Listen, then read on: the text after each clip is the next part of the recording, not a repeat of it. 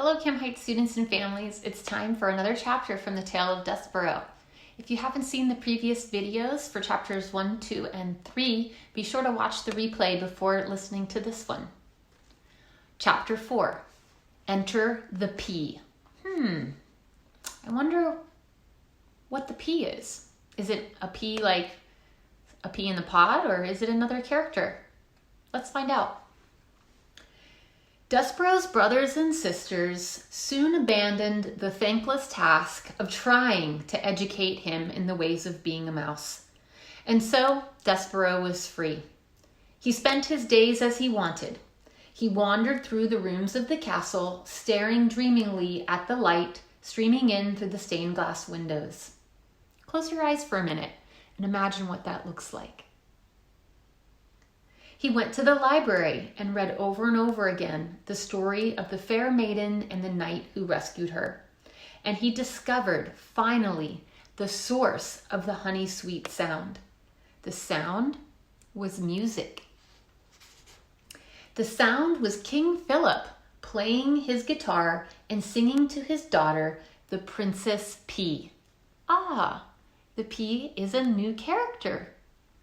Every night, before she fell asleep, hidden in the hole in the wall of the princess's bedroom, the mouse listened with all his heart. The sound of the king's music made Despereaux's soul grow large and light inside of him. Oh, he said, it sounds like heaven. It smells like honey. He stuck his left ear out of the hole in the wall so that he could hear the music better. And then he stuck his right ear out so he could hear better still. And it wasn't too long before his paws followed his head, and then another paw, and then without any real planning on Despereaux's part, the whole of him was on display, all in an effort to get closer to the music. Uh-oh, are you thinking what I'm thinking? Do you think maybe the humans are going to see the mouse? And have you ever seen a mouse in your house? Right? I have, and I went, ah! I'm wondering if that's going to happen right now. Remember, good readers listen and think about what's happening in the story and make predictions as they read. Let's find out if we're right. Now, while Despereaux did not indulge in many of the normal behaviors of mice, he did adhere to one of the most basic and elemental of all mice rules. Do not ever, under any circumstances, reveal yourself to humans. But the music made him lose his head and act against the few small mouse instincts that he was in possession of. And because of this, he revealed himself. And in no time at all, he was spied by the sharp-eyed Princess Pea. "Oh, Papa!" she said, "Look, a mouse." The king stopped singing. He squinted. The king was nearsighted, that is, anything that was not right in front of him. His eyes was very difficult for him to see. "Where?" said the king. "There," said the Princess Pea. She pointed. "That, my dear Pea, is a bug, not a mouse. It is much too small to be a mouse." "No, it's a mouse." "A bug," said the king, who liked to be right. "A mouse," said the pea, who knew that she was right. As for Despereaux, he was beginning to realize that he had made a very grave error.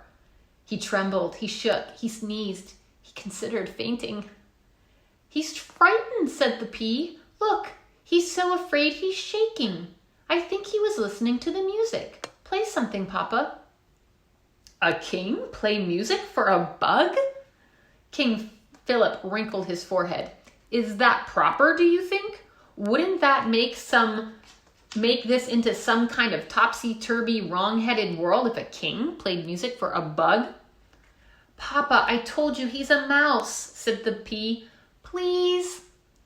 "Oh, well, if it makes you happy, I, the king, will play music for a bug."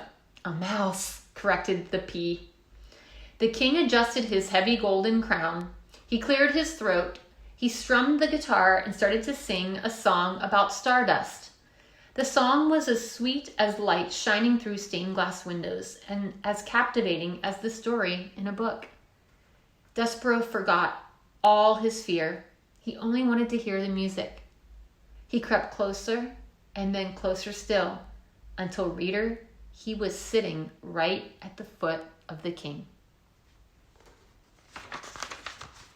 Well, I'm relieved that the Princess P seems like she likes a mouse and likes animals. She wasn't afraid or tried to chase it away or try to hurt it, right? Maybe Despereaux is going to have a new friend with the Princess P. What do you think? Come back tomorrow for another chapter.